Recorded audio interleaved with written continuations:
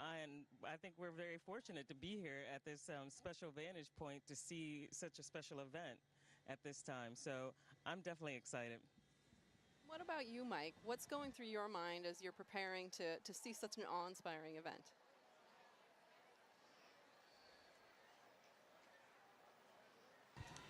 Well, admittedly, I'm a bit of an eclipse junkie. My first one was like when I was 19 with the homemade telescope in the desert, and a few since then. And actually, during the 2017 eclipse, I was on a chartered aircraft several hundred miles off the coast of Oregon watching it. And I got a strange bucket list, and this is one of the things that's on it, to actually watch an eclipse shadow cross the Earth from space. So I'm ecstatic to see this box gets checked and just to see this amazing thing from up here. Yeah, the fact that that was actually a box on your list is pretty amazing. And then now it's getting checked. So, for those wondering, this is what the moon's shadow will look like to Jeanette and Mike.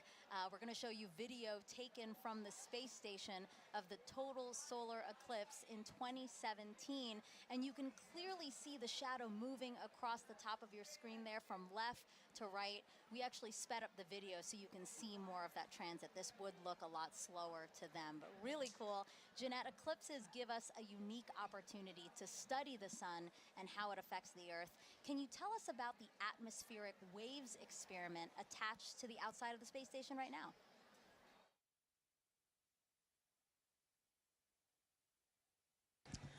Sure.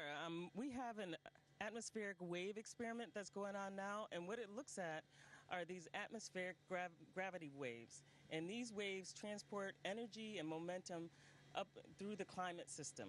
So with the imager on the atomic wave experiment, we're going to look at how these atmospheric gravity waves impact our Earth's climate, how it can impact our space and global and all of our comms, how it can affect our navigation system. And so over the next 2 years, researchers will use an infrared imager to look at the global distribution of these waves as well as their characteristics.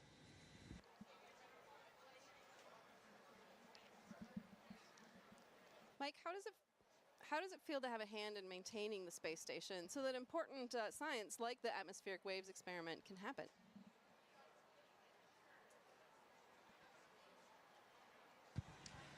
Well, of course, the main reason we're up here is actually to conduct that science. We maintain the station to keep this platform what it should be, what it was built to be, which is a vibrant laboratory, which covers so many different disciplines on the inside and the outside, like the gravity waves experiment. I mean, it's an honor and a privilege, as much as anything, to have a hand in that science, and we end up being basically the eyes, the hands, the on-site presence to conduct that science. And we get to be the first to see results of just amazing things that are years in the making by a bunch of really smart, ambitious scientific teams on the ground. So that's really where the joy is. Maintaining the station is just like maintaining a research ship, something I actually quite like. So I feel very much at home in that role. It's still blowing my mind. I mean, we're here in Cleveland, Ohio, live. You guys are up in space in the International Space Station. I can't believe the opportunity that has been afforded to us, and I hope our viewers really enjoyed this time with you. And I hope you enjoy the show from up there.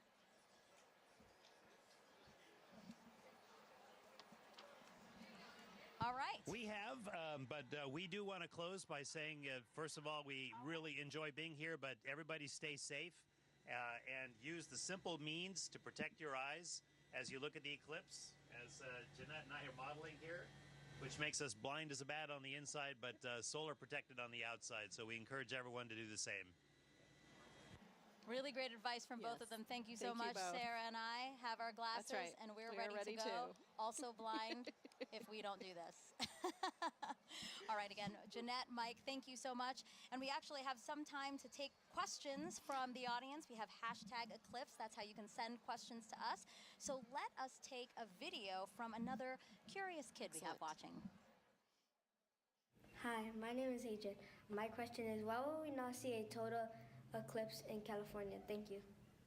That's a great question, Adrian. So we only a precious few today are going to get to see a total eclipse because the moon is so much smaller than the Earth. It only casts a very narrow shadow. But still, even in California, you're going to get to see a partial eclipse, and that is still a really cool event. So I do encourage you to get out there and see it for yourself today. Yeah, absolutely. So again, #Eclipse. Wherever you're watching us, drop that in the comments, and we'll try to get to as many questions as we can on the show. Okay, so we have obviously people celebrating with us online and at events across the country. So why don't we check out some of those events again now? Waco, Texas again. People look very, very comfortable in their camping chairs and spread out on picnic blankets. They look like they're having a good time. Yeah. A few clouds. A few clouds, but again, they have some time there before. Kennedy Space Center, they will see a partial eclipse. We have some people walking around the Rocket Garden. Oh, it looks like they have beautiful weather there. California Academy of Sciences, yes, they do. They have clear skies. We're very, very jealous over here. And then the Mentor Civic Amphitheater that's starting to fill up. Exactly. There were fewer people when we checked in ago, but now lots of people there and lots of people at the Adirondack Sky Center. I wish I could wave and say hello. They look like they're getting ready for some stuff, though. Yeah, absolutely. Again, the snow cleared out because there was snow over the weekend, but now it looks like a beautiful, probably still crisp day there for them. Okay, and now we're back here with astronaut Steve Bone, who's looking around, taking in the sights, Steve. I see. It's just an amazing amount of people. It's really cool to see. Yeah, absolutely. You can feel the energy. And it's really cool that you're here. So Steve is here because, you know, obviously, as we've been saying throughout the show, you really should have these glasses to safely view the eclipse. But if you don't have glasses, that's why Steve is here. So Steve, I see that you brought some supplies for us. I did. I have a little bit for everybody, and we'll see how we can do here today. All right. So this is like a pinhole viewer, and so it's basically a pinhole camera. I don't know if you ever had to do that when you were a kid. Is make a little camera by basically poking a hole in a piece of paper. Okay. And then using that to focus onto a screen. Okay. And so we all have pins here, I guess. Yes. So we have a paper plate. We have index card, and we have pins. And I have my Crew 6 pin. Nice, nice. All right, so what do we do, Steve? Basically, all you have to do is poke a hole in the cardboard. Okay. And the sides of the hole will determine the focal length, the focal distance of your viewer. Okay. And it has to be big enough that the light will come through. And it's sometimes hard to do if we don't have like direct sunlight. So you want to make sure you have a big enough hole. I think that'd probably be enough. Yeah. And then what you'll end up doing, if we had the sun, you could basically over your shoulder, don't look at the sun. Sun behind us. Sun behind us. Yes. And so you hold this up, and you'll see, you can actually get, there it is. I can see. We do see it with the lights, the studio lights. You only need a little bit, and then depending on how far in and out you move it, and the size of the hole, that gives you your focal length.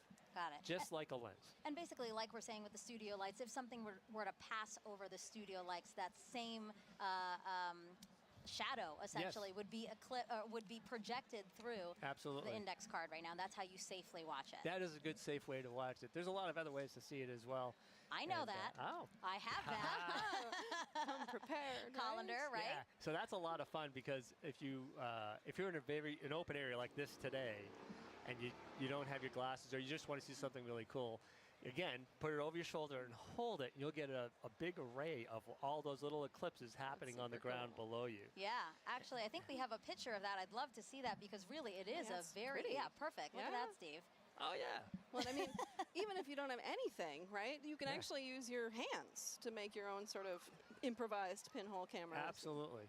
That's amazing. And, you know, I was explaining a little bit ago that in my own yard during the annular eclipse, when I was out working in the yard, and I said, hey, there's an annular eclipse going on. So I went under a tree, and I was looking at a tree, and then on my driveway, all these little eclipses, just hundreds of them. Yeah. And it's absolutely amazing pictures.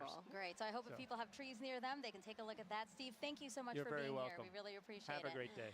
All right, so the eclipse is getting closer and closer to the west coast of Mexico. We will experience totality there at Mazatlan, in particular, 2:07 p.m. Eastern Time. So let's head back over to James at our eclipse board for another look at the path of totality.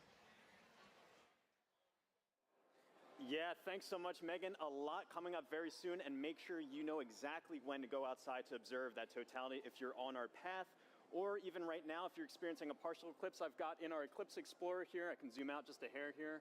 to show you this. I've got our penumbra on, so this is all the places inside here already experiencing a partial eclipse. You've been seeing some great feeds from our camera in Mazatlan, Mexico. They've been experiencing that kind of crescent sun for a little while now. They're just about 20 minutes out from actually experiencing totality itself. They're going to have a long window where they are 4 minutes and 17 seconds. For some context, back in 2017, the last eclipse that swept across America, the longest time was only around 2 minutes and 40 seconds. That was in Carbondale.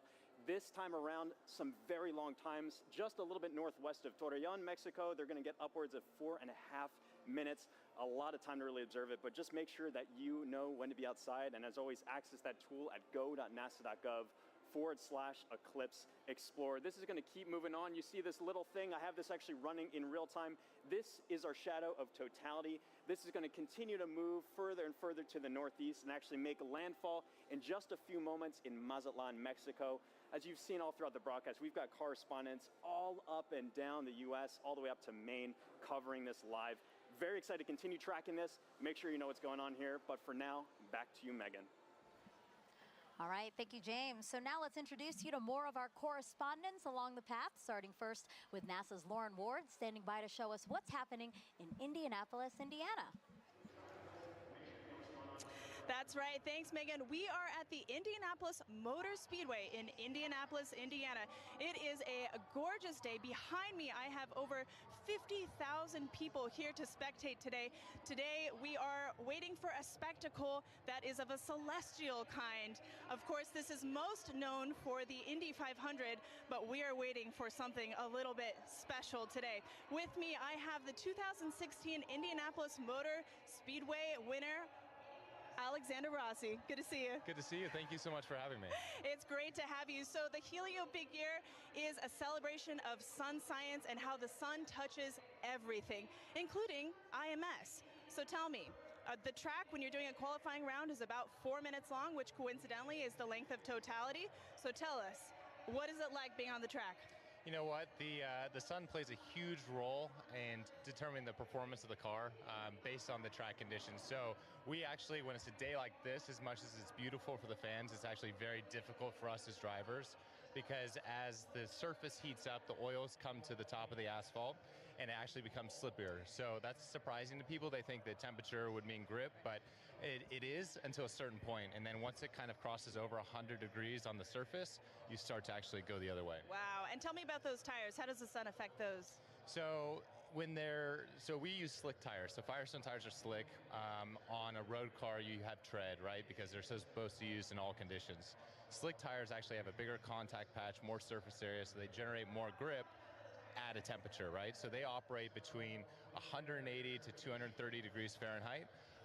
Again, the sun is good until a point. When they go over that 230 degree mark, you start to lose that grip again. Ooh, all right. Well, we have a little competition going on today. We're trying to determine whose big day is it? Is it the sun's, the moon's, or the Earth? So my question to you is, are you Team Sun, Team Moon, or Team Earth? That's a hard one, but I'm going to go Team Earth. You know, I just think we're so lucky, especially today with the people that are around us here, to be able to witness what we're about to see. Go Earth. Go Earth. You heard it here first. All right, guys, thanks. We'll be back here. Daryl in Niagara, over to you. All right, thank you very much, Lauren. Just 500 miles northeast of you, we are here at Niagara Falls, right next to the Niagara River. This is a special location for a lot of people because it is a once-in-a-lifetime opportunity to see a natural wonder set against a celestial one, the solar eclipse. And so let's talk first of all about the natural wonder, and it all starts right here. Look at this massive river and the amount of water that's moving through here. 500,000 gallons of water, 500,000 bathtubs actually going over the falls at every 60 seconds. It's tremendous, the flow here. It interacts with the air, it hits the rocks, and it also, you know, it flows up a mist column that is omnipresent. This is always here. So one of the things that eclipse watchers want to see is, how does it interact with the light? Will we have a pink rainbow because only prominences from the sun will be seen and they're pink? We'll have to see about that. One thing we do need is a little bit better cloud clearing around here, because we do have some cloud cover. But that's okay. People who have gathered here are excited and they're hopeful that it will clear. Who's here? Well, I want to show you our camera from about 500 feet away. Look at all my friendly eclipse watchers. Are you guys ready for an eclipse? Yeah! Whoa, I love the energy. We could use this energy to blow the clouds out of here. As our camera backs out, you're looking at Terrapin Point, and this is the lawn here. It's roughly the size of a football field, and everybody who's here, a lot of people came in at 6 a.m. this morning. They currently cut off the park from anybody from coming further into Goat Island here. So this is the max capacity that we're at right now. It's that popular. Over to the other side, our friends from Canada. Look across the river gorge, about 1,000 feet away. Niagara Parkway is lined with people. So it's a beautiful shot over there, and we really appreciate our Canadian friends who have joined us. Now, this isn't just about the solar eclipse. We've been here for the past week, and we were at locations all across Niagara Falls, 12 to be exact. Take a look at this video. Crowds of people packed the Niagara State Park Welcome Center, where Commander Munikin Campos, the mannequin who flew around the moon during the Artemis 1 test flight in 2022, was on display.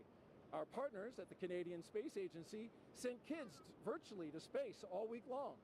And NASA experts from the Kennedy Space Center gave presentations and talks at places like the Niagara Aerospace Museum and libraries across the area. The outreach was a huge success, with thousands of people participating in the events and passing through our exhibits. And we just want to thank everyone who came out to see us at all our locations, and we hope you left a little inspired about space exploration and a little wiser about all NASA's missions. Okay, coming up, we've got a very special guest for you who's going to share the eclipse with us, CSA astronaut Jeremy Hansen. He's going around the star today, the moon. Not the star, the sun, the moon. The star of the show, I should say. He's going to be here. He's interacting with the public. We're going to get his thoughts on totality along with everybody else who is here. And we're pumped and excited. Right, everybody? We ready for the eclipse? You can hear the excitement. All right, now I'm going to send it 800 miles to the northeast to my colleague Angelique Herring, who is in Holton, Maine, where I hear you have some pretty good weather. Hello, Daryl, and welcome everybody to Maine. That's right, we do have some great weather. We are here in Maine, and actually we're about 3 miles away from the Canadian border and also about the last stop on I-95 North. So we're the northmost spot for today's eclipse broadcast, at least in the United States. And so hello from way up north. Now, just like Daryl said, we do have some excellent weather here in Maine today. We've been here for a couple of days, and it's actually been pretty wintry right up until about yesterday. We had snow, it was pretty cold, but you know what? Today, the sun is out, the skies are blue, and it's looking like perfect conditions for an eclipse, or as the Mainers would say, wicked good weather.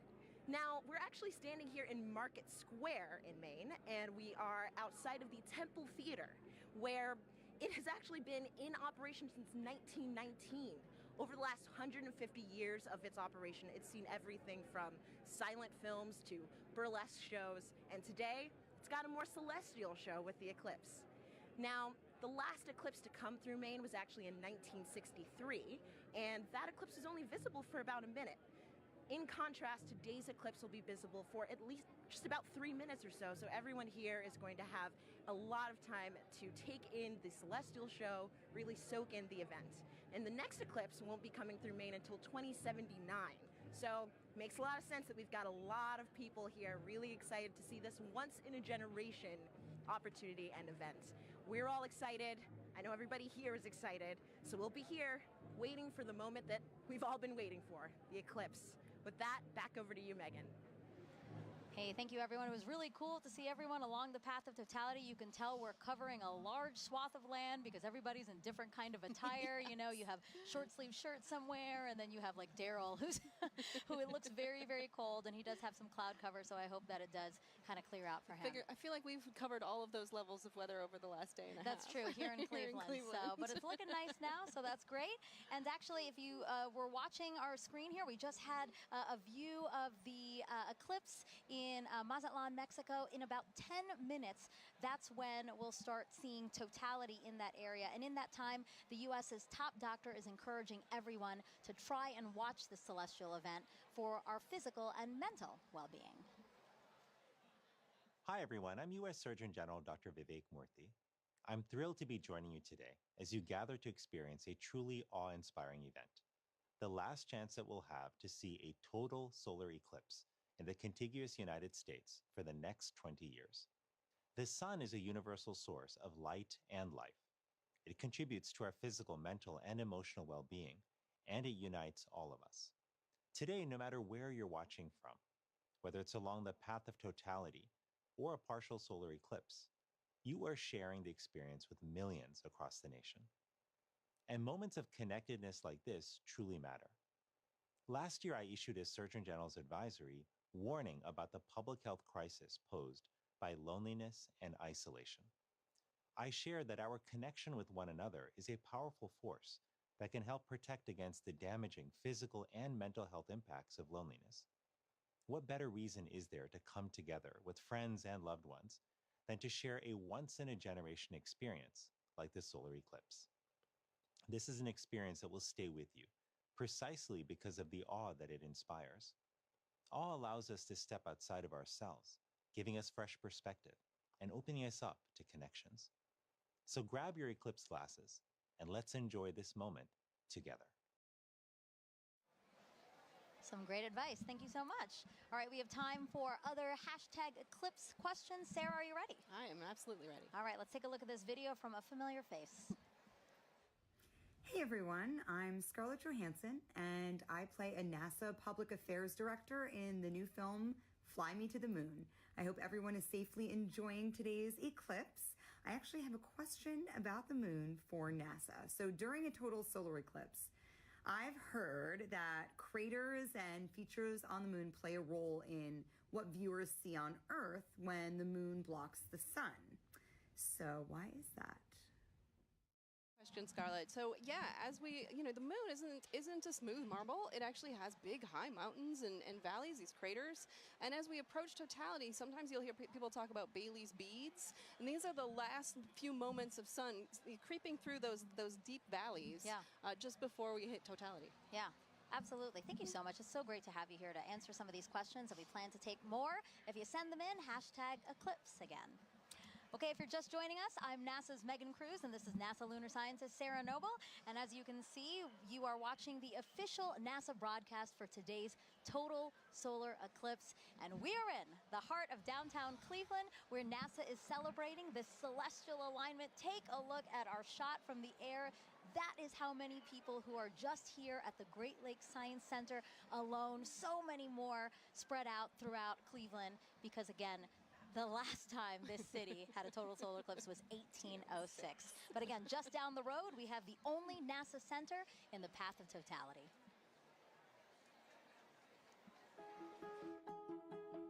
When it comes to NASA, I think a lot of people initially think of rocket launches in Cape Canaveral or astronauts floating above the Earth in the International Space Station. But there's a lot of research and engineering and testing that needs to happen before anything can fly. And we have those capabilities: supersonic wind tunnels, microgravity drop towers, vacuum chambers, and a research aircraft hangar. And that's why people from all over the world come to NASA's Glenn Research Center right here in Cleveland, Ohio. What we work on, power, propulsion, communications, you need it for anything that flies. We like to say the road to the moon goes through Ohio, and that's because our test facilities are crucial to advancing the Artemis program. Part of our vision for going back to the moon and establishing a sustainable presence is having a lunar gateway. A lunar space station can fly successfully around the moon and sustain astronauts there. And we are leading the program that's developing the power and propulsion element. NASA's Neil Armstrong Test Facility in Sandusky, Ohio. It's the only place in the world where you can test a full-size spacecraft for all the extreme conditions of launch and spaceflight. Right now, we have the Orion spacecraft. This is a spacecraft that actually went around the moon, but we're using it as a test article now to make sure that in the launch environment, that spacecraft is safe. When it comes to aviation, every U.S. plane has NASA Glenn technology on board, which makes your flight cleaner, safer, and quieter.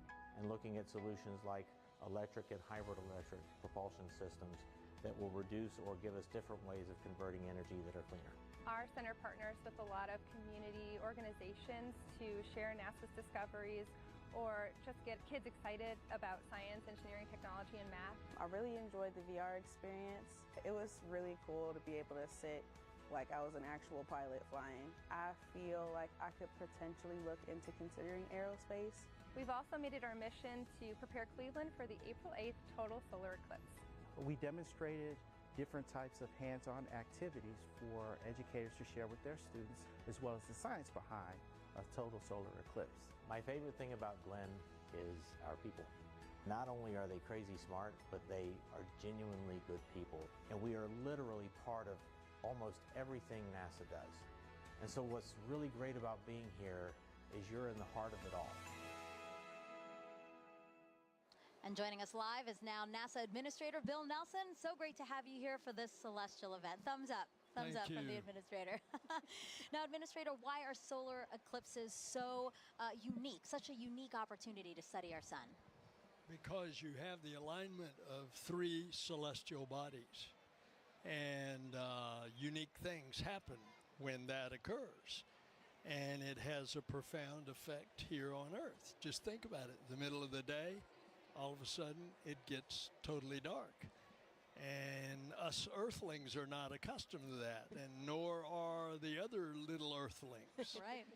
All the animals. But it's also an opportunity for us to study much more one of those celestial bodies, and that's our star, our sun, and our star in our solar system. And we can find out more about that gaseous explosion that's coming out from the core of the sun when we can see it better. And we can see it better because we're not looking at the bright ball, you're suddenly looking at that corona, that mass of gases that are coming out from the edge of the sun. Right. And you don't have to be a scientist, right, to study this event, right? How do we get help from people across the country to help us study these things? Well, by asking them. Make a note of anything that you observe and then share that with us. All right, and Administrator, you know, we have to take precautions when viewing a solar eclipse. Remind everyone what we should be doing today. Okay, you've got some glasses. That's right. That's right. The glasses are We're all ready. Absolutely essential. You want to put these on as it is starting to have that moon move in front of the sun, and we don't want you to damage your eyes. Right. Yep. And it's incredible. You put these glasses on in the normal sun of the day, you can't see a thing. Can't see a thing. But when you Yes. look at the sun, you will be protected. Administrator, thank you so much. We really appreciate your time here. And now we're going to head it back over to James at the Eclipse board. Whew, yeah, the countdown is on. Just a few moments left until the eclipse makes landfall in Mazatlan, Mexico. Right here, you can see where that eclipse totality shadow is right here. It's going to continue moving very rapidly onwards to Torreon, where we also have a live feed covering all of this event. Super excited for that big moment. And let me actually just go to our moon board here, and we can play through this at 60 times speed. I'll zoom in a little bit here. And Scarlett Johansson had a question a bit earlier about the kind of rippling effect that we see of the eclipse shadow. When you first see this right here, at first glance, you might think it's low resolution or we're lacking some kind of information here. The inverse is actually true. This is actually incredibly high resolution, this shadow projection that we have, because of data that we've been gathering at our moon for more than 10 years, thanks to an orbiter called the Lunar Reconnaissance Orbiter. It's been mapping our nearest neighbor in incredible resolution, just really getting every single bit of valley or crater or mountain.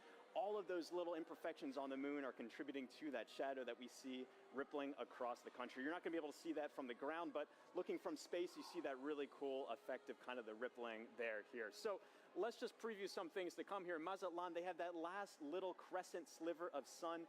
For now, if you're in that area, make sure you keep your glasses on until that sun is completely blocked out by the moon. That's going to be in just a few moments. You're going to have a long duration there, 4 minutes and 17 seconds. That sounds like a lot of time, but it's going to move like that.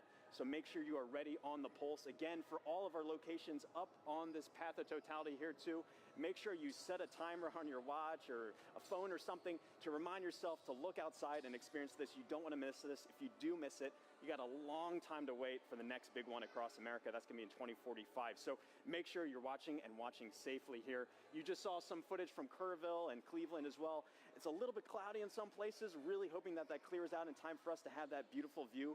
But in just a few moments right here, this eclipse is going to be coming up in Mazatlan, Mexico. So for now, this is going to be really exciting. The countdown is on. So for Mazatlan, this is the last little bit here. Again, I'm always keeping an eye on that weather. And also one little note about our tool here too. If you wanted to see, this little icon kind of previews what the expected eclipse is going to look like at that given time. All these little googly eye features are clickable, hyperlinkable. You can kind of click on that. It'll snap you right to that exact time to get an idea for what it's going to look like in your neck of the woods. But for now, the big moment's coming up. Back to you, Megan. Let's check it out. All right, thank you, James. And as you can see, wow, we just have a tiny little faint sliver left of the sun in Mazatlan, Mexico. We are expecting totality in 1 minute and 35 seconds. You know, joining us now to walk us through this, Kelly Korrick, an astrophysicist with NASA's Heliophysics Division. Kelly, tell us about the science NASA is about to conduct right now in Mazatlan. So science that they're going to conduct is about the WB-57. So we're going to fly some planes over and make sure that we can actually see that solar corona, that hot atmosphere that's around the sun that we're about to get once we reach totality. Yeah, and it looks like it's almost there. Yes, it's almost there. You know, we have a view right now of inside the cockpit of one of the WB-57s, or at least we're efforting one, because as you said, this is going to be a huge part of what we do in Mazatlan. Definitely, yeah. It's the there it is, oh, Kelly. There it is. Oh, look at that view. So we're looking out. That's great. We're looking out, and it looks like we might be able to. We're seeing a lot of clouds, but hopefully a shadow as well as we're coming in to totality there. And so yeah, so these WB-57s are carrying 3 different instruments or 3 different experiments: 2 to look at the sun and 1 to look at our atmosphere, because our atmosphere actually responds to the eclipse, and we're trying to figure out how that ionosphere, that layer of the atmosphere, actually responds to it. And you said it does look like there's already a shadow over land. You know, we also have a shot, and we'd like to pull that up now, a shot of the coast and the fact that it's already going on over. And you know what's really cool about all of this is we do have eyes all over this thing because we are collecting so much data. Yeah, definitely. I mean, we have the stuff here. We also have rockets on the other side of the country being launched to, again, study that. Oh, look at that. That's the diamond ring. That's right. We're not there, but I feel the energy just watching it. Yeah, so this is because of the craters and the peaks and valleys of the moon, we're seeing the last bits that are just getting through, and now we're getting to totality. This is great. So you're starting to see those pink fingers out there kind of sticking out. Wow. So again, totality here in Mazatlan, Mexico, the first community in North America to experience the moon completely eclipsing the sun. And if you are in Mazatlan right now, it is now safe to remove your eclipse glasses for the next 4 minutes. And you mentioned some of those pink filaments that we're seeing, right? Can you talk us a little bit through that, Kelly? Yeah, so those pink filaments, because they're helium rich, that's why they're appearing pink and they're hanging out there. Those could be the start of space weather. So there are lots of tons of material, billions of tons of material that could possibly be one of those explosions for space weather, the reasons why we really study the sun and try to understand how to live with the sun. Well, can you explain why space weather is important to us here on Earth? Definitely. So it's not just satellites that are interested in space weather. It's also our power grids, because of those energetic particles coming from those big explosions that could happen in the sun. That could damage our power grids. It could also do things like interfere with GPS signals. And I know we all use our phones to navigate everywhere. So if we didn't have that, that would be a big problem. So we're looking to understand it better so we can all mitigate all those things. Some of the movement we're seeing here is just our telescope operator adjusting, because again, they needed to make some changes for before totality. Now they're viewing it a different way, and then after totality, we might see some shakes there as well. But I really just cannot believe how crisp it is. As we said, it's not a marble, but I mean, just the view of it is so crisp with these little, again, those filaments are just amazing that we can see that to such accuracy, you know? Right, definitely. And also the white fuzz. I mean, you're seeing something that's 1,000,000 degrees just hanging out all around the sun. And, you know, 3 billion Earths can fit inside of there. So there's a lot of atmosphere there, all around there, just hanging out, being very warm. And so, you know, one of our mysteries is, and one of the B-57s are addressing. There you go, WB-57, our pilot. Yeah. He's flying. So basically, Kelly, he is going to fly and try to chase down the shadow for as long as possible. Keep up with it as long as possible. Exactly. The shadow is much faster than the plane. However, they can chase it for a while and get an extra 2 minutes. So on the ground, we can only get 4.5 minutes, and they're going to get 6.5 for that plane. I love that they're waving to us. Oh, there you go. And now we're flipped. Now we're seeing the front. So again, they are in night. I mean, it looks very dark with only some light in the horizon, yeah? Right, yeah, and that's what we'll expect wherever we see totality is the night sky is very dark. You might even see some planets or stars, and then you'll see like twilight all around at 360 degrees. What an amazing vantage point as well. My gosh. I'm very jealous. Kelly, are you jealous? I kind of feel like you're jealous. I'm kind of a little jealous. Yeah, I kind of want to, you know, see if I can make a faster plane so we can, you know, follow it the whole way. Plus, they're up above the clouds, so they don't have to worry about the clouds. Exactly. Well, I do want to say a big thank you to the WB-57 pilots and the whole team supporting them for that great view. That was awesome. Kelly, you know, you have a wealth of knowledge when it comes to the sun. And for those watching, if you're interested in learning more with her, check out her and other experts featured in the Sun series of NASA's Curious Universe podcast. And that QR code will pop up on the screen, and that'll take you straight to the episodes. Again, look at that double box we got there. We're showing you amazing views during this broadcast. A big thank you, actually, to the Solar System Exploration Research Virtual Institute, or SERVI, for providing the telescope views from Mazatlan. Yeah, the survey team down there, the survey team is based out of Ames, but it is a collection of teams across the country and across the world that are sort of studying the intersection of science and exploration, helping us get ready for our next trip with humans to the moon. Yeah, that's amazing. Okay, totality is actually about to end in Mazatlan. Let's keep watching our screen right now for, again, what are we watching for, Kelly? We're watching for the diamond ring effect. So that's when the first bright light, we're starting to see it on this side there. So you're going to put your glasses on right now to protect those beautiful eyes, because now we're going back to the partial phase. Whoa, that's amazing. Wow. Kelly, that's a filter, by the way, everyone. That's why we're seeing that. But when you said put on your glasses, I'm so trained now to do it that I almost did it here in Cleveland. No, we're fine in Cleveland. We're still in Mazatlan. Again, what we're seeing is because we needed to adjust the filter now that, again, it's basically like putting on our glasses. The way that you said people on the ground need to put on our glasses, our telescope operators need to protect their own eyes as well as their equipment. Exactly.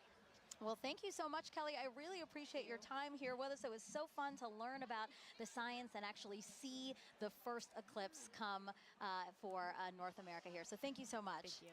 All right, as you can see, there's a lot to learn about our sun and eclipses. So to explain it all in a really fun way for kids, NASA developed a clever game called Snap It. We have another QR code coming on your screen right now. Just scan that code, or if you're watching us on your phone, all you have to do is screen grab it, press on it later, and you can check out that game. Also the website, if that's easier for you, go.nasa.gov/snapit. Okay, so NASA can predict the total solar eclipse's path to a high degree of accuracy because of a spacecraft that launched nearly 15 years ago. This same spacecraft is now helping our Artemis II astronauts who'll be orbiting the moon next year.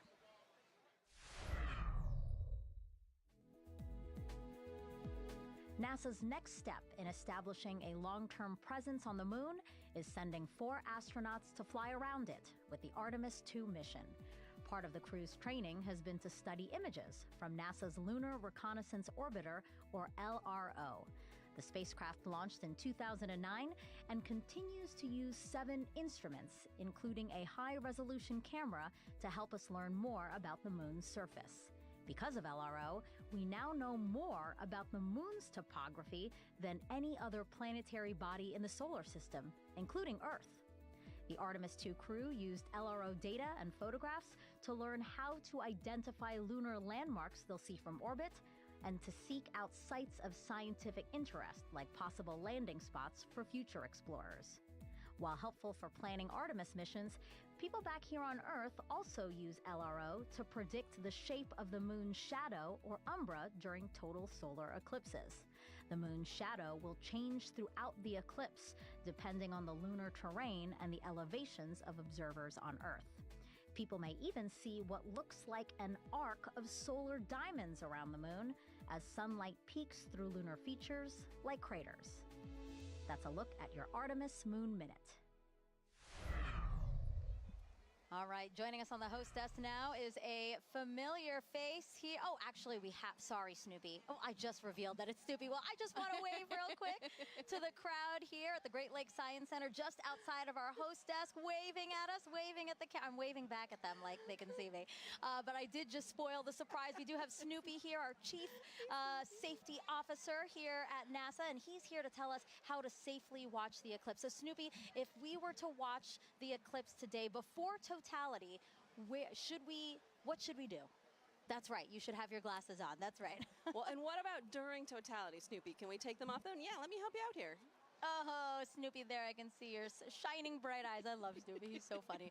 Now, Snoopy, I have to ask you a question, okay? So today we've been polling everybody, asking for the total solar eclipse today, who is the big star of the show, right? Is it the Earth? Is it the Earth? Is it the moon? Is it the sun? Okay, but you have to pick one. You have to pick one. You have to pick one. You don't want to pick one? All of them. All of them are great? That's right. Snoopy, thank you so much. I know you're super excited to see the total solar eclipse today. We're glad to have you here. Bye. All right, now let's head back over to Tahira in Kerrville, Texas. All right, thanks, Megan. I mean, what an incredible view from Mazatlan, Mexico. That was amazing. And folks, as you can see in your screen right now, we are less than 1 minute away from the eclipse crossing over Torreon, Mexico. Gina, how fast is this moon shadow moving right now? I mean, it's flying. It's going about 1,900 miles per hour as we're chasing it across the U.S. That is incredible. And so, you know, in Mazatlan, we were able to see the diamond ring effect. That's right. It was beautiful. Beads. So hopefully we'll be able to see that in Torreon right now. Yeah, we're watching that live feed. Yes, just to see this sliver crossing over the moon. That's right. We're getting so close there. Hopefully we'll see that diamond ring too. Wow. Look at this. And so we're about 10 seconds away. Here we go. Let's take it in. Wow. What a spectacular. It's going into totality. Wow. There you have it. We are in. Yep, that diamond ring came through, and we see a little bit of those Bailey beads too as we're looking at it. Those kind of the lights trickling through around the surface of the moon, coming through the peaks and valleys.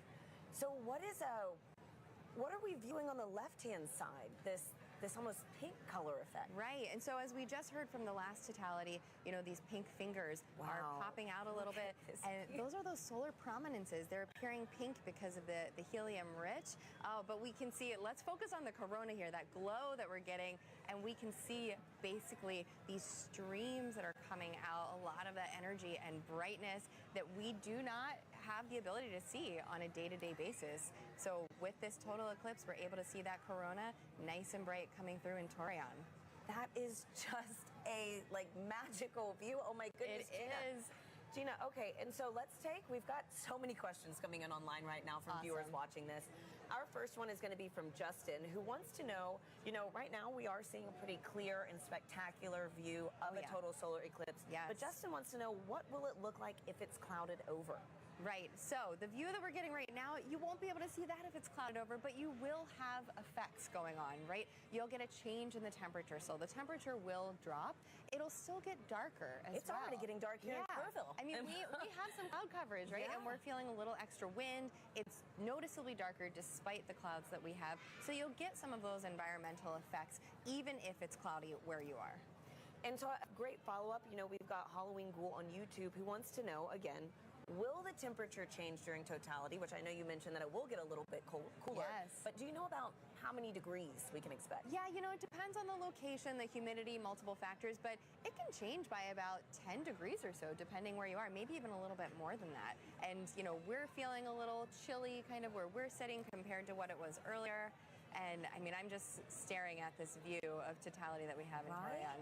So we're about halfway through totality right now in Torreon, Mexico. And again, I know folks said that this is almost double totality than 2017, right? That's right. That's right. And so in 2017, we had a little more than 2 minutes. So we're lucky enough this time that we have over 4 minutes in some places too.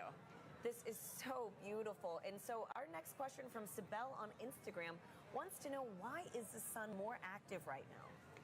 So the sun is more active because we have an 11-year solar cycle. The sun goes from solar maximum to solar minimum, where it's changing its level of activity. Oh, and as you're seeing the screen, yeah, so I see in that the bottom right there, we can see that prominence extending out. And as we heard earlier in Mazatlan, you know, that is potentially the beginning of space weather activity. So we're talking about solar maximum. If there's a time to see any of that space weather activity during the total solar eclipse, this is the time to do it. So let's watch that as we go through totality in our other locations too, and maybe we'll be lucky to see some of these features change for us. That is so beautiful. It is. And so Gina, too, you know, how we're in a higher cycle. Solar cycle right now. How many years, you know, is that fluctuation? Right. The solar cycle goes on for 11 years when it peaks in activity, and that's where we are, where the latest predictions are that we will reach that maximum sometime this year, and then it'll decrease in activity going back down to solar minimum. And so, Gina, I've got time for one more quick question from Christopher on X, who wants to know which other planets have the best eclipses. Oh, okay. Well, that's right. So eclipses don't only happen on Earth. Let's talk about Mars, for the fact that Mars does have eclipses when the moon crosses in front of Mars. Mars has 2 moons, and the rovers on the surface have captured images of those. But no other planet has a view quite like this, right? Nope, that is special for us. Just the distance and the size of the moon makes it such that it will completely block the sun as it's doing today. Wow. And you can see there's that diamond ring effect as we are coming out of totality in Torreon. What an incredible Wow, it's a bright one too. Look at that. That is a bright one. So is this what, a Bailey's bead, or? So that's going to be that diamond ring, just how bright it is. Bailey beads are a little bit smaller as they kind of bubble over the surface, but folks who are in that location should have those safety viewing glasses back on so that they can now view the partial eclipse that they are experiencing. Well, that is fantastic. And you know, the next time we see this eclipse, it's going to be right here in Kerrville, Texas. So folks, the countdown is on. We've got about 10 minutes until we see this with our own eyes. You can hear people too. Yes, big moment right here in Kerrville. For now, let's check back in with Lauren at the Indianapolis Motor Speedway. Thanks to Hira. We are getting close to eclipse ourselves, but for now, we have a very special guest, NASA's very own Pam Melroy, Deputy Administrator and former astronaut. Pam, it's good to see you. Oh, it's great to be here. I'm so excited. It's very exciting. So what's it like being in Indianapolis for an exciting event like this? Well, it's a beautiful day here, and I love the fact that we're here with thousands of people in the Indianapolis Motor Speedway. But we're joining with millions of people around America looking up together to the sky. Absolutely. And tell me, is this your first eclipse? It's not my first eclipse, but it will be my first totality. I've seen several partial eclipses, but there's something mystical and mysterious and in some ways unifying about a total eclipse, and we're all going to feel it together. Absolutely. We could not have lucked out more on this weather today. So as a former astronaut, we know that sun science and space weather are very important to keeping our astronauts safe. What is space weather, and why do we care about it? What is NASA doing to study it? Yeah, that's right. It's actually very important. It is of concern for astronauts who are in space because they experience the radiation of the sun that comes from solar flares and solar weather.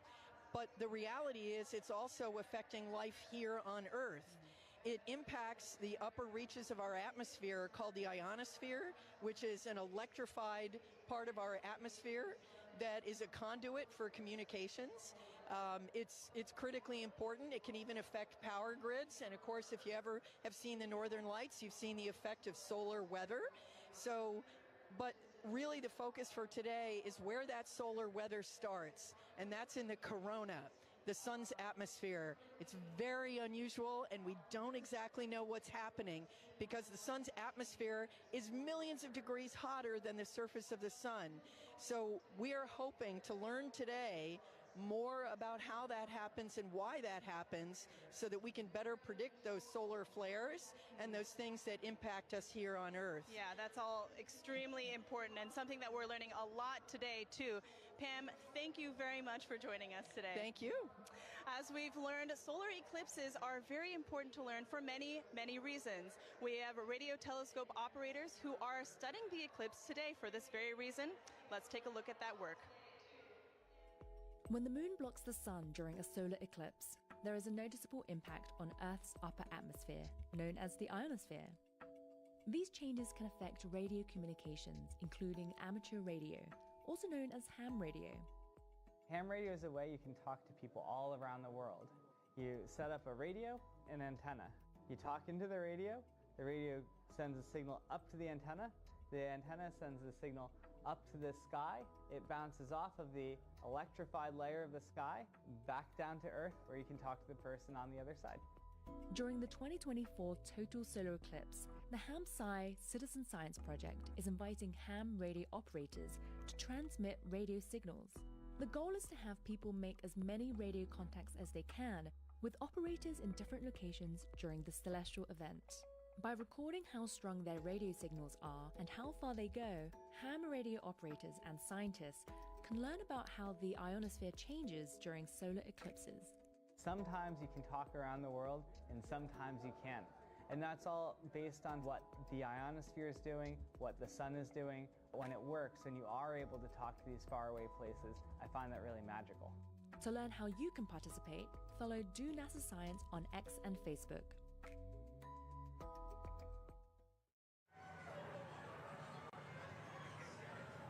And we are minutes away from the total solar eclipse over Kerrville, Texas. The temperature is dropping. As you can see, I had to throw on a jacket. The sky is dimming. We're on the edge of our seats, and we are joined now with astronaut and commander of the Artemis II mission to the moon, Reed Wiseman. Reed, it's an honor to have you here. Thank you. The crowd noise, like the fact that the sun is behind the clouds most of the time and peeking out, it's so wonderful. I know. True. Thanks for being here, Reed. As you can hear, like, we are ready. We are right there. So exciting. So tell us, Reed, obviously everybody is excited, but have you seen a total solar eclipse before? Never a total, so I will share this darkness with you and this whole crowd the first time. Oh my wow, gosh, this is incredible. That's so, great. too, what considerations do you and your fellow Artemis astronauts need to think about when related to the sun when traveling back to the moon? Well, it's great to see Pam Melroy on your last clip, a dear friend of mine, so it was nice to see Pam's face over there. But when we're heading out to the sun, it's really radiation is our big thing that we're, as we're heading out to the moon, yeah. It's really the Not the solar sun. radiation that we're most thinking about there as the danger from the sun. And the Apollo astronauts dealt with it, and we've dealt with it for a long time on the International Space Station, and we have a lot of data from the moon, from our NASA probes that have gone out there and collected. So we think we know what we'll encounter. Great. Okay. And tell me, Reed, how does it feel to be the commander of NASA's first crewed mission going back to the moon since Apollo? I am flying with Victor Glover, Christina Cook, and Jeremy Hansen. The three best. Team, yes. I know. So every day that I go into work, I won't say every day is easy, but every day is fun. And I'm flying with people that have principles, they have integrity, and they have just so much knowledge and professionalism. It's a dream come true. And getting to work with the whole team, the international team, it's the best. Wow. Well, thank you so much for being here with us, Reed. Really quickly, do you have any advice for anybody that might want to follow in your footsteps one day? We always say that you have to find that job that you love, go all in on it, live your best life, be as good a professional as you can, and someday apply for the program. And we look forward to seeing your application come across our desk. Thank you, Reed, and good luck on your upcoming mission. Thank you. Great to be here. Now, if anybody feels like reaching for the stars, NASA is actually currently accepting applications to be an astronaut. You could one day travel to the moon and eventually to Mars. From teachers to scientists to even those in our armed forces, we are looking for a diverse group to take humanity farther into the cosmos. You can apply now through April 16th by visiting go.nasa.gov/astro2024. Now, timing is everything when it comes to pulling off successful science during an event like today. Let's hear from a very special guest who also knows a thing or two about perfect alignments.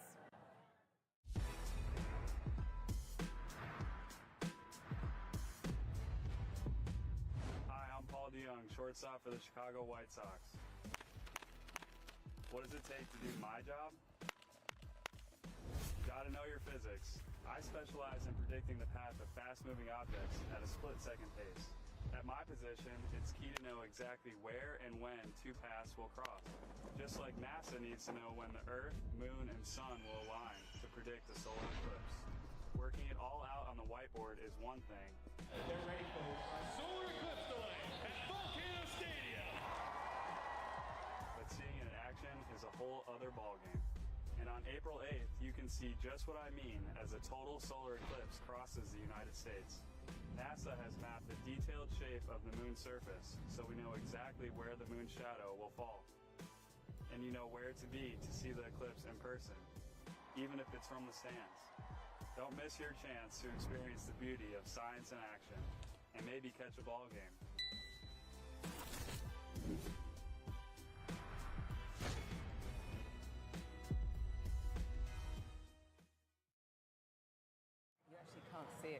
We are under 2 minutes actually, away from totality here in Kerrville, Texas, which will mark the start of our eclipse coverage across America. Now, folks, we have a little bit of cloud coverage right now in Kerrville, so we are showing the Dallas feed. But again, we're holding out hope. Gina and I are thrilled to be here with Dr. Nicola Fox, who is the Associate Administrator of NASA's Science Mission Directorate. Nikki, thank you for being here. Oh, I wouldn't be anywhere else. Thanks for being here, Nikki. So tell us how the science conducted today will really impact the future of exploration at NASA Science.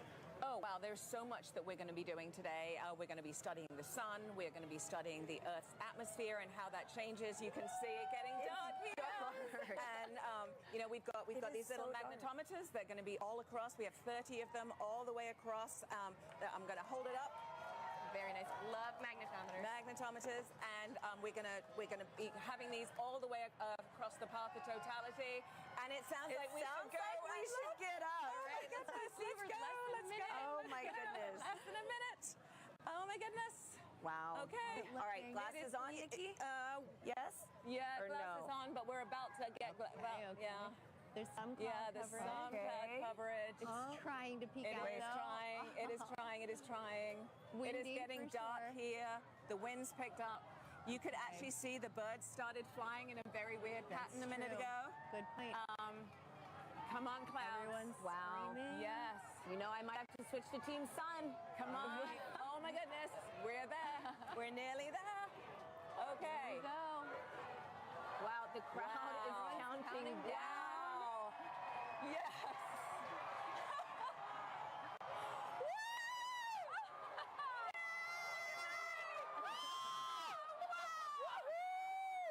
Oh my gosh, it's beautiful. Yes. Oh my goodness. That is amazing. I told you. No, go away, clouds. Go away, clouds. They're Look gonna at move. that. Oh my goodness. Goodness. I have been saying all day. Look how dark. Look how dark it is around here. Yeah. It is just this white ring. White ring. Yeah. It's so dark. It is so dark. It is so You can see the dark planes here. in the sky You much can. better.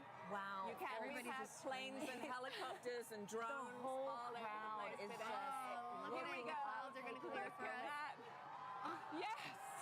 Yes. Woo! Woo!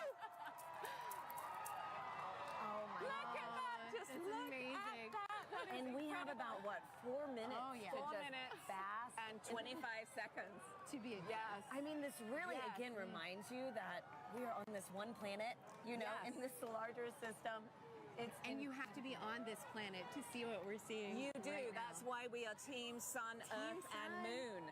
Because you need the moon for an All three. eclipse. You need the sun for an eclipse. And we're Right. standing on the Earth to see it. Oh man. So, All of NASA science represented by a total solar eclipse. And something that, what, over 30 million of us today, at least in the path of totality. At least, yes. Able to witness this. 31 people living in the path of totality. So Doesn't imagine count how the many people travels. actually traveled here. Yes. Absolutely. Yes. This is getting me extra excited about all the science that we're doing. Right? Yes. Yes. All right, those clouds are playing tricks on Those us clouds now. are being pretty mean. Yes. It was nice to get a taste, though. Wow. It's true. It is Yes. so dark. It is. We've got everybody is looking so up. dark. I'm so happy that, for folks that travel, able to see this take place. That's right.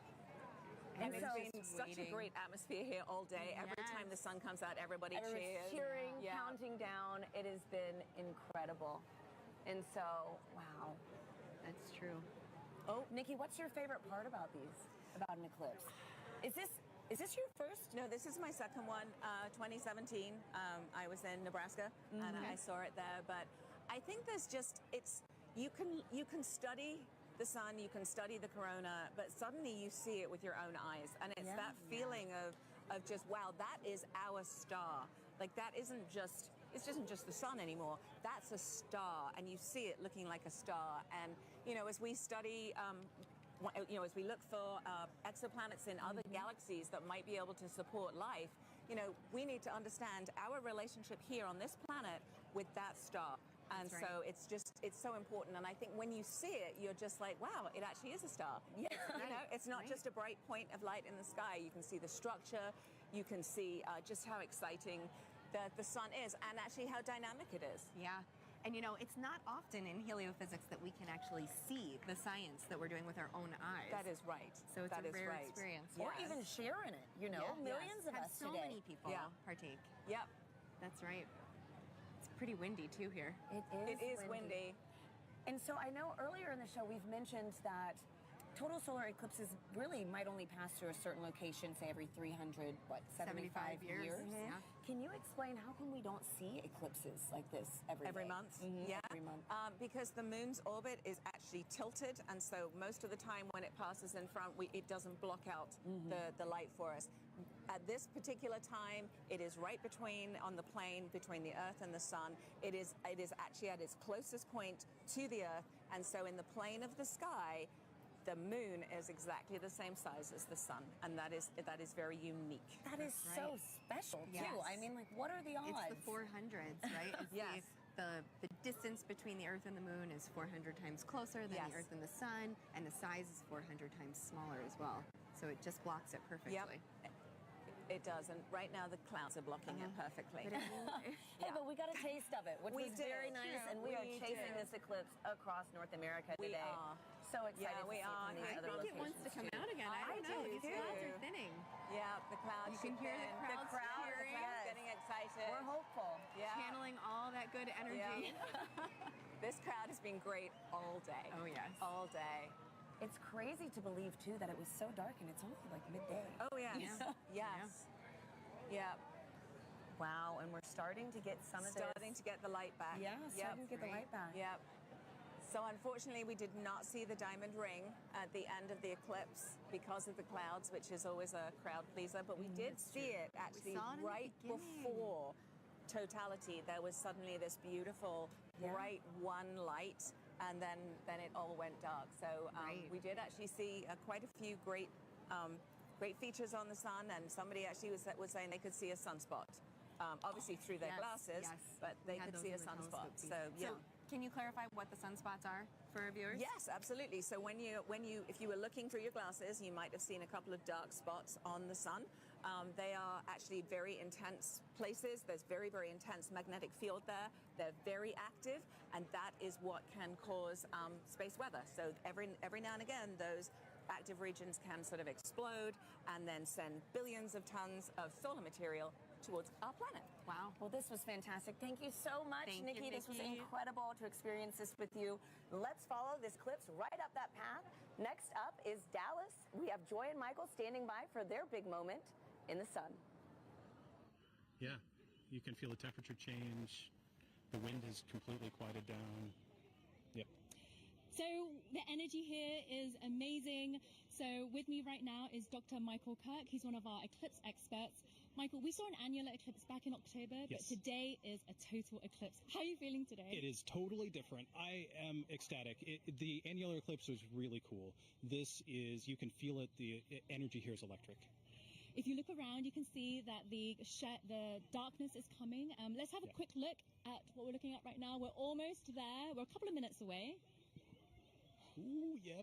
Just a crescent left. So let's quickly talk about some of the ways that the public are participating in the eclipse right now. Yes. Michael, can you talk about some of the citizen science projects? Yes, there are people all around the country right now making measurements of audio recordings to see how the environment is changing. And it is a great opportunity to do genuine science with just an audio recorder. Fantastic. So we are almost like, let's see, a few minutes away. So minute 30 out, I think, actually. So let's have a look at the eclipse. Michael, what should we expect to see moments before totality? Okay, so as we approach totality, you're going to see that crescent sun slowly drift away, and then you're going to see the Bailey's beads, where there are these bright points of light that are last bits of sunlight cascading through the moon valleys, and then right before totality, you'll see a diamond ring, that last single point of light, and then we'll be in totality. We just have a thumbnail of sun left. We are closing in on totality here. Wow, we see a slither of the sun left. Remember, you can only take your safety glasses off when the moon has completely covered the sun, and in Dallas, Texas, we are seconds away. Oh my goodness, I can feel my heart racing. You can hear the crowd getting excited. The birds are chirping, and they seem like they're going into their nighttime routines. Wow. So we are a few seconds away. You can hear the crowds cheering. Here we go. Oh my goodness. This is absolutely ecstatic. The darkness is coming over Dallas. Here we are. Just a few seconds left. 10 seconds. Woo! Oh, I'm so excited. Okay, we are 5 seconds away from totality. One little bit. It's totally dark here. Deep twilight around here. Wow. You can hear the crowd. So the last bit of lights, and we're in totality. Woo! Oh my God. Oh my God. That is absolutely breathtaking. Oh my God, Michael. How are you feeling right now? I am just awestruck. I mean, there's a few high clouds, but the beauty of the corona is clearly visible. You can see that spiky structure just poking out. It is heart-stoppingly beautiful. Oh my goodness, I have tears in my eyes. I was not expecting this. This is one of those experiences that you just never forget. I feel so special to be right here, right now, experiencing it, and knowing that people literally across the nation are doing the same thing it's truly amazing. Wow, let's take a moment to take it all in. This is absolutely breathtaking. Wow.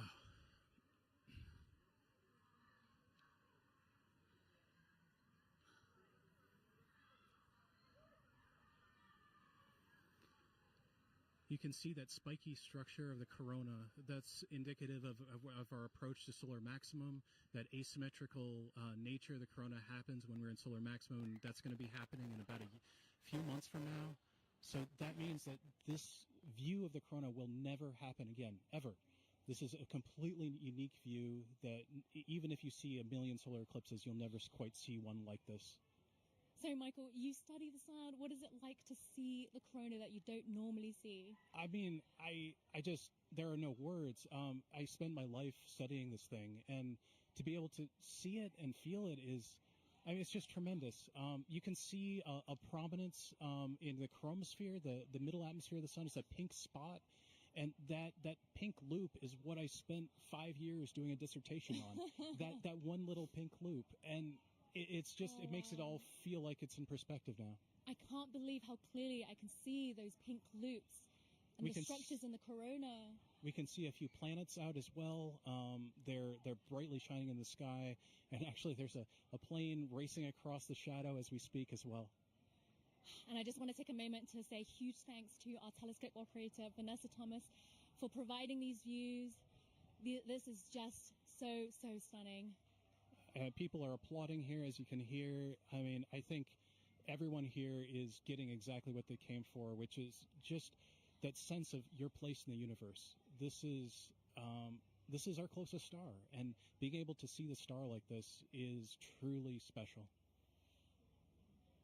Okay, we have 1 minute left of totality. Oh, the time just passes way too quickly. The next eclipse won't happen across the U.S. for another 20 years, so this really is a once-in-a-lifetime opportunity for a lot of people. Absolutely. Our friends up in Alaska will see their next eclipse in 2033, so I am like already thinking I need to go there. I mean, it's just it's it doesn't matter what I need to do. I just have to go there. Wow. So we're 30 seconds out. Oh, so goodness. Right before totality ends, our telescope operator Vanessa is going to put the solar filter back on. But let's just cherish these last few moments of totality in Dallas, Texas.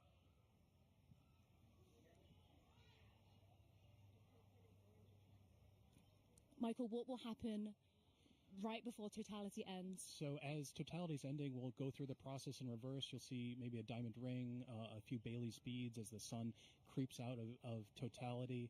And then we're going to go back into a crescent sun again. Okay, and there's a diamond ring again. So time to put your glasses back on. And Sunglasses back on. Sorry, eclipse glasses back on. And it's coming back again. Wow, the sliver of the sun. And you can see shadow bands on the ground right now. It looks like it's almost raining, or you can see those shadow bands racing across the ground as we come back out of totality. Wow. Whew. Oh my goodness, Michael, that was amazing. I was not expecting to feel so emotional. I still have tears in my eyes. It just grabs you. I mean, it is unlike anything else. It's as amazing as seeing anything in the natural universe. Like I said, there are no words. Michael, thank you so much for being with us in this very, very, very special moment. I feel honored to be here. We truly are in a special place in the entire universe right here, and I'm just so happy to share it with you. So now let's head back to James at NASA's Kennedy Space Center, who's with the eclipse moon. He's tracking the shadow moving across the U.S. James, how are things looking on your end? Yeah, wow, Joy and Michael, really cool view there. It's insane to see just how dark it gets. It's literally like nighttime there. You can hear the birds chirping in that shot as well in the gardens. Absolutely beautiful. We got a bunch coming up in just a few moments here. Our next eclipse path target here for the NASA broadcast is in Russellville, Arkansas. They're going to have a long window too, 4 minutes and 12 seconds. They're expecting that totality kickoff at 1:50:05 to be exact. Again, you can continue to track this with our Eclipse tool here. This is at go.nasa.gov/Eclipse Explorer. And you can see just how quickly it's moving. I'm playing this in real time. You can see that shadow. It's already moving very quickly to the northeast. And the fun isn't just for our friends on the path of totality, and there are a lot of people on that path of totality. About 31 million people reside somewhere on that path of totality. But there's a lot of people obviously outside of that path as well too. If I put on this overlay here for the percent coverage, a lot of folks, us included here in Florida, are experiencing that partial eclipse. As always, if you are in a partial eclipse, be sure to be wearing those eclipse glasses to protect your eyesight as you're viewing it. But you can see these bands here are greater than 75% view. So say you're watching up in, I don't know, Milwaukee here, for example. You've got a great view, almost 100% coverage. You're not quite at totality. 89.4%. Looks like you got good cloud cover there. 20% cloud cover. So hopefully you got a nice view up there as well too. I've also put on this overlay here to show you just the amount of the duration of totality. You see a lot of our places are within this middle band right here that are getting more than 4 minutes. It may seem like a lot of time, but as you've seen just how quickly that can go by. Michael sounds like he wrote his whole dissertation, a 5-year piece on those just few moments there. This just passes so quickly. And again, if you miss this, the next time you're going to have to wait for this in the US is not going to be until 2045. So again, make sure you're previewing exactly when to expect that peak time of coverage wherever you are in our path of totality or even outside of that path of totality. So a lot coming up very soon. Again, our friends in Russellville look like they have great coverage there as well too. Only 9% cloud cover, so hopefully they're getting a really nice view. But let's check in with Jasmine up there to see. Hopefully you're looking good for there. How's it looking up in your way up in Russellville? I'm just looking this way.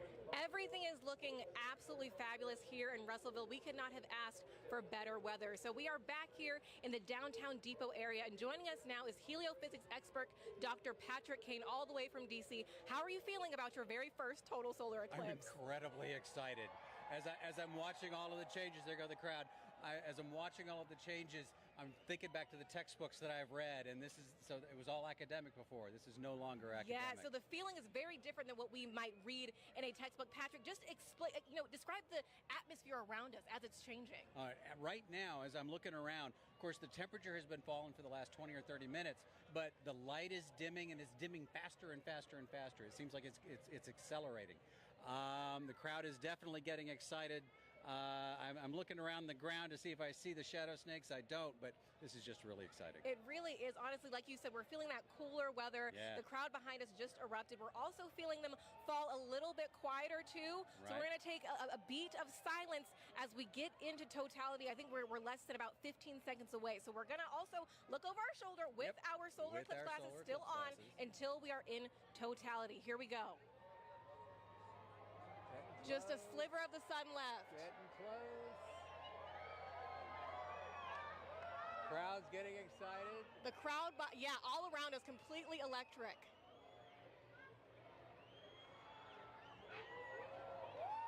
Going.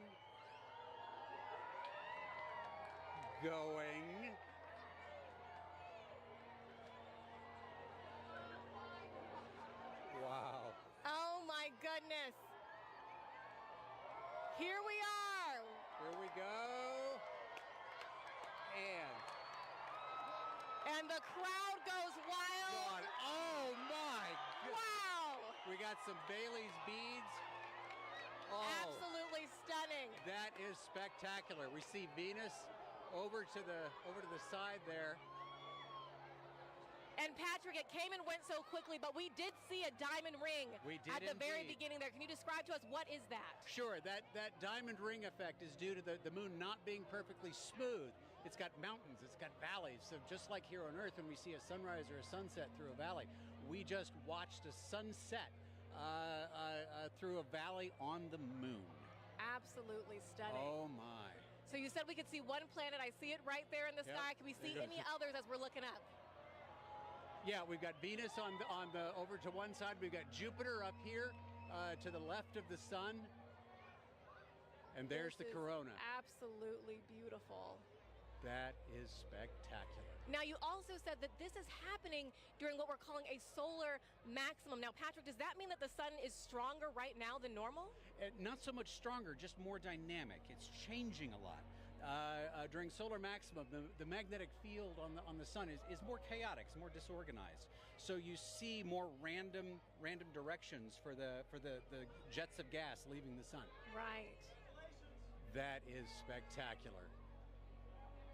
We could see a stream. All right, we are reaching that halfway mark already, 2 minutes into totality. There's even just a hint of a diamond ring down at the bottom. I can see it. Yeah, we're looking at a diamond ring from Arkansas, the Diamond State. Now, Patrick, of course, as we've been talking about it, this is part of what we are calling the heliophysics big year. You are a heliophysics extraordinaire all the way from Washington, D.C. So what does that mean? Okay, so the heliophysics big year started out in October of last year with the annular eclipse. And of course, we take a pause here in the middle to watch this particular eclipse, but then it will end on December 24th of 2024 when Parker Solar Probe passes as close as it's ever going to get to the surface of the sun within 9 solar radii. Oh, wow. And I'm sure that means a lot to you because you worked on Parker Solar Probe about 20 years ago during its inception. So tell us a little bit more about that. I worked on a concept study for Parker Solar Probe back when I was a graduate student in around 2002 or so. And back then, the idea was for it to actually dive into the sun rather than orbit the sun. So it was going to be a sun dive. Wow, that is fabulous. This must be a very full circle moment for you, right, Patrick? This is brilliant. This is absolutely brilliant. And that diamond ring has been Wait a minute. That's pink. What we are actually seeing is down into the chromosphere now of the sun. We're seeing a little bit deeper than the corona. I believe it's because of the pinkish color we're looking down into the chromosphere, which is the next layer of the atmosphere of the sun down. Oh, wow. Wow. Oh my God. This is like nothing we have ever seen here in Arkansas, and like nothing we will see for the next 2 decades, right, Patrick? That's right. It's going to be 21 years before we see it again here. 2045. All right, so as we are starting to exit totality, of course, we're going to be very careful with our eyes if needed. We're going to put those solar glasses back on, of course. And the crowd just erupting, falling quiet again as they watch this magnificent moment I am take actually place. seeing bats flitting through the air. Oh, wow. Well, we will be very careful then. Well, yeah. And why is that, Patrick? Again, those nocturnal animals are coming out, right? As They think far it's as they're nighttime. concerned, it's nighttime. It's time to feed. So they're coming out to feed on all the mosquitoes we've been swatting. Okay, got it. We'll be very careful for all those nocturnal critters around us right now. All right. We are getting closer. Get ready to put those glasses back All right. on. We're putting those glasses back on. The crowd is, wow, a second diamond ring seen from right here in Arkansas, the Diamond State. Absolutely stunning. Outstanding. Beautiful. Patrick, we're going to turn around now and just one question I really do have to ask you before we let you go is, are you Team Sun, Moon, or Earth? I am Team Sun. Team Sun all day long. Fantastic. I figured from a heliophysics expert like you. We want to thank the city of Russellville for hosting us, Arkansas Tech University, and our telescope feed operator, Joe Mattis. Thank you so much. Now, let's get back to James Traley over at Kennedy Space Center. James, back to you. Yeah, thanks so much, Jasmine. What have you guys had there? So you were just right here in Russellville. You can see that shadow has now officially moved off and is on our way to our next target, which is up here in Carbondale. Carbondale is one of those very lucky cities because back in 2017, they were right at that intersection point of the 2017 eclipse across America. They're there again this year, but the difference is they're going to have a much longer slot. In 2017, they only had 2 minutes, 40 seconds, and that's not as much as they're going to have this year, which is 4 minutes and 10 seconds in the totally eclipsed sun. A really great viewing window for them to really take in this big moment. Very exciting to be able to track that for them as well. And also some details about this tool here as well. If I click onto their eclipse time here of 1:59:15 local time, you notice this little icon comes up here. This is actually simulated based off real data from the Parker Solar Probe of what we expect the corona around the sun to look like. And as you just heard, the sun's a lot more active this time around. It's kind of like a wild hairball, if you will. Lots of different streamers and things streaking off the sun. So you've been seeing already in our coverage some really cool activity around that sun's corona. If you're really lucky and the timing is just right, you might get a coronal mass ejection streaking off the sun. Hoping that someone on our path gets to see that today. If you do, be sure to send us the photos. We'd love to see that as well. One other cool feature about this tool too is you can see the actual path that the moon is going to be taking across the sun. And all of this plays in real time if you time it up well. And so you can actually see, if I go to our live moment here, this is actually playing as what we're expecting in real time, the movement of the moon across the sun. Carbondale just had a little crescent there, and you can see that shadow is really closing in on them very quickly. Let me turn off that 2017 path and zoom in a bit here. You see there, nearing totality in just a few moments, and their weather is looking great. We've been checking in with them all morning and afternoon. 27% cloud cover. That time of totality is coming up at 1:59:15. Really excited. And then it's going to be kind of bang bang for a while afterwards for a lot of our sites. We're going to be moving on to Indianapolis, all the way up to our final target in Holton, Maine. There is a lot coming up. And even again, still, if you're outside of that path of totality, have your glasses at the ready to be able to observe that partial eclipse. This is going to be going on for a while. But for now, let's take a look at Carbondale and see up close what it's looking like. How is it looking over there in Carbondale?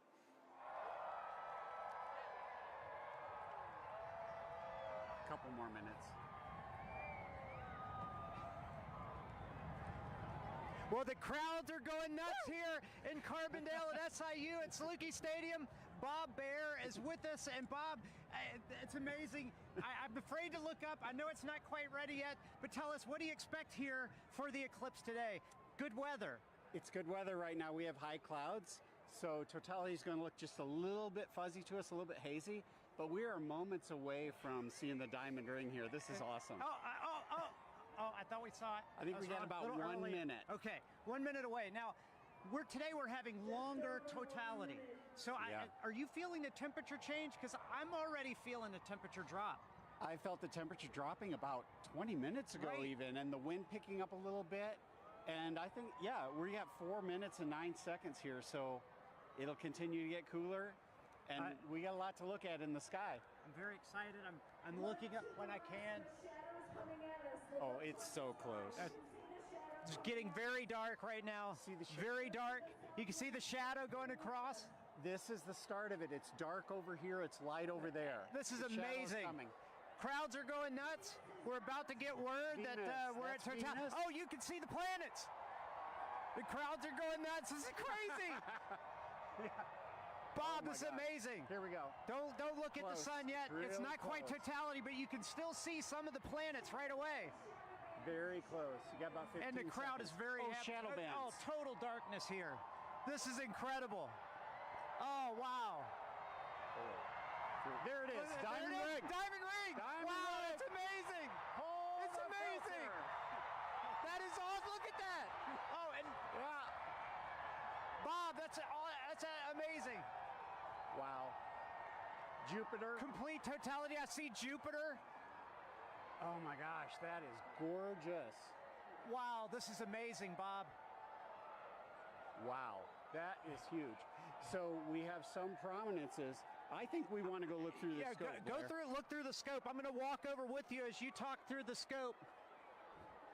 We are right here at one of the telescopes that we have positioned here. Bob is looking through with the naked eye and so you got going to give us some feedback on that.